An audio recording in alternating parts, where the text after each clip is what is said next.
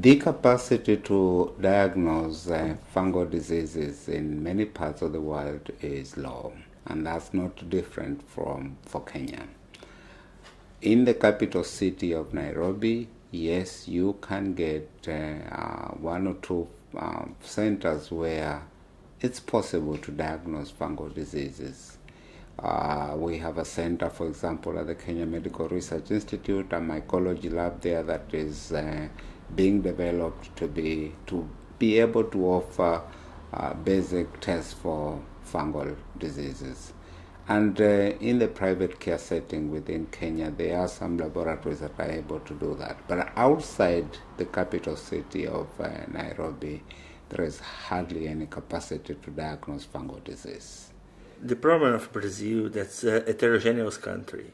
And in my city, you have a lot of equipment and all the forms to do diagnosis. But inside the country, in regions that do not have the equipment, there is a lot of poor regions that do not have CT scans, that do not have serology, and a lot of things to perform the diagnosis of aspergillosis. In Pakistan, as far as the chronic aspergillosis is concerned, there is a limited awareness about the disease. There is very limited diagnostic capabilities.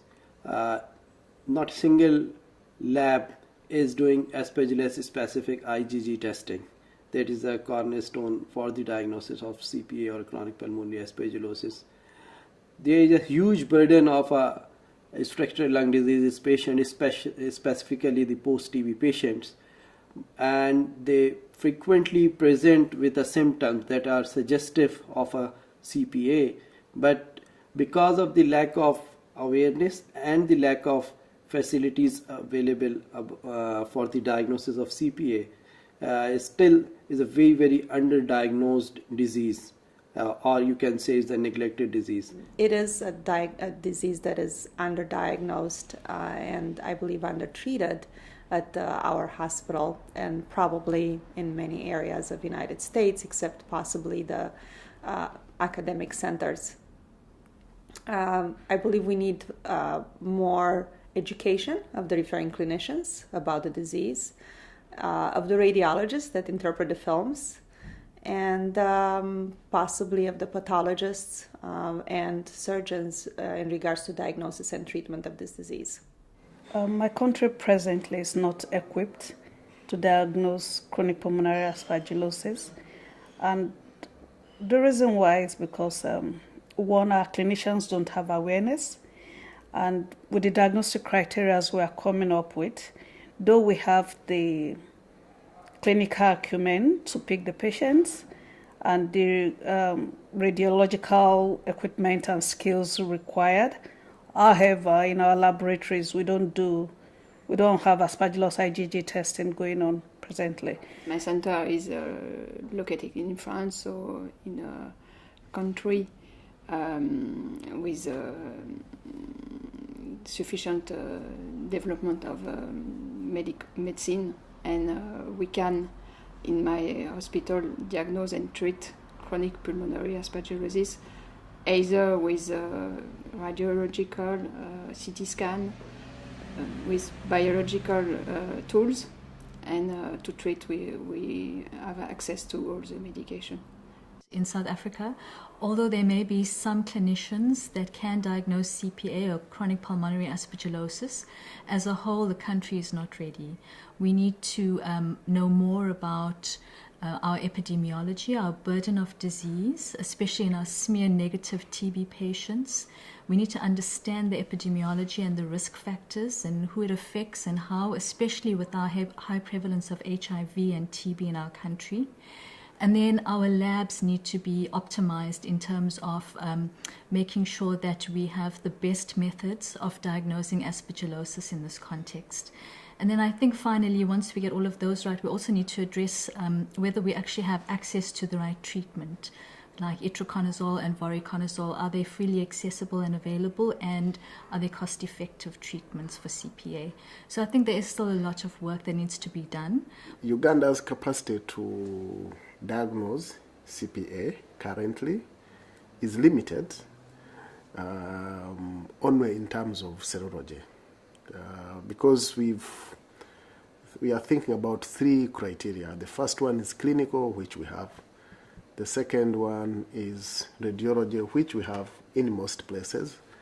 And the last one is serological, which is not yet available, but from the discussions we've had here, looks like this could be made available if a public health case is made through collection of epidemiological data that this is an important disease, which deserves public health programming. Policymakers are not very much aware as well as concerned about the chronic pulmonary aspergillosis because of the burden of a TB. The TB is very, very highly prevalent disease in Pakistan. We are the 5th highest burden country of the world, and the more emphasis on the diagnosis as well as for the control of tuberculosis, and the policymakers are more prone towards the tuberculosis rather than this neglected disease. So at present, no one is thinking of chronic pulmonary aspergillosis. There is a very big gap in practice and actually the reality.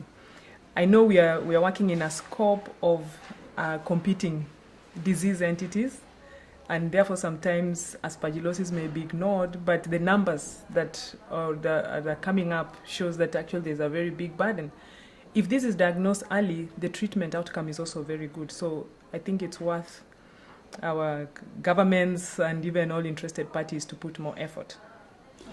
We have an awareness problem, partly because fungal diseases are not on the radar screen of public health practitioners and policymakers and those who manage health.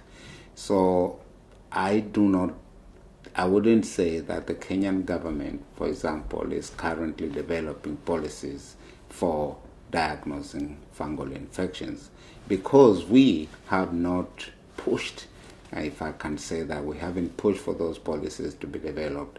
And we haven't done that because the epidemiology, the burden of diseases are known. So we don't have a very strong argument for the country to put into place the infrastructure to diagnose fungal diseases. But we're beginning to work on that.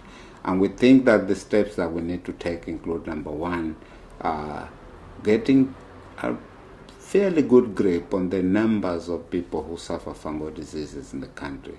We have estimates, and we need to start using those estimates to lobby government to ensure that there's capacity for diagnosing fungal diseases within the healthcare system across the entire country.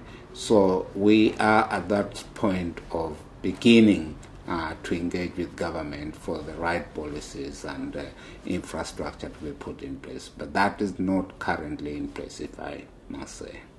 Policymakers in South Africa are becoming more aware about fungal infections, and I think a lot of that is through the efforts of the local South African mycology community, made up of clinicians, infectious disease doctors, microbiologists, public health experts, and it's because we've unfortunately are burdened with such high HIV prevalence, and we have a lot of AIDS-related mycoses, especially diseases like cryptococcal meningitis that cause a lot of deaths in our advanced HIV population.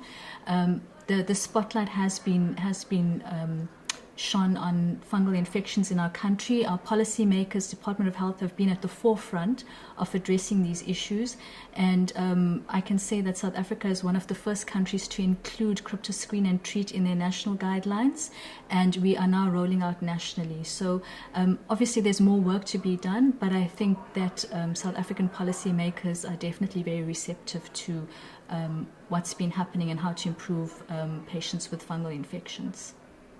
It's, I think, very important to adapt our practice in industrialized countries to low and middle income countries for the benefit of the poor.